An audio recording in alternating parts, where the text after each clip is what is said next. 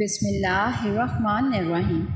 اللہم صلی علی سیدنا محمد وعلی آلہ واصحابہ وبارک وسلم علیہ۔ السلام علیکم ورحمۃ اللہ وبرکاتہ۔ آج میں آپ لوگوں کو بہت ہی خوبصورت حدیث سناؤں گی کہ جس میں حضور پاک صلی اللہ علیہ وآلہ وسلم نے ایک صحابی کے بارے میں فرمایا کہ اس کے احسان کا بدلہ میں نے بھی نہیں چکایا۔ وہ خوش نصیب صحابی کون ہے اور انہوں نے ایسا کیا کیا کہ جس کے بارے میں ہمارے پیارے نبی صلی اللہ علیہ وآلہ وسلم نے اتنی بڑی بات کی۔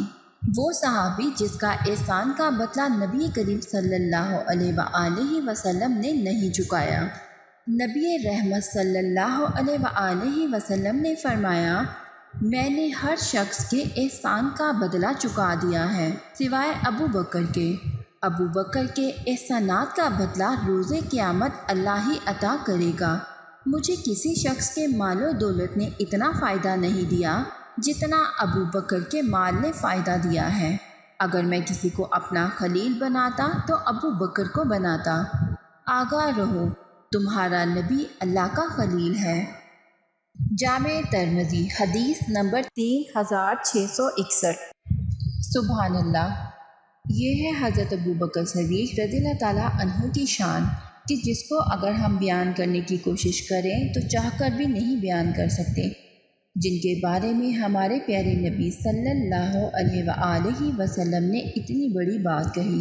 اللہ تعالیٰ حضرت ابو بکر صدیق رضی اللہ تعالیٰ عنہ کے صدقے سے اور ان کے وسیلے سے ہمیں اللہ اور اس کے رسول صلی اللہ علیہ وآلہ وسلم کی محبت عطا فرمائے اور ہمیں پورے خلوص نیت کے ساتھ آپ کے احکامات پر چلنے کی توفیق دے، اور ہم بھی اسی طرح اسلام کی راہ میں خود کو مشغول کر لیں اور لمحہ بہ لمحہ اپنے اللہ اور اس کے پیارے حبیب حضرت محمد صلی اللہ علیہ وآلہ وسلم کے قریب سے قریب ہوتے جائیں۔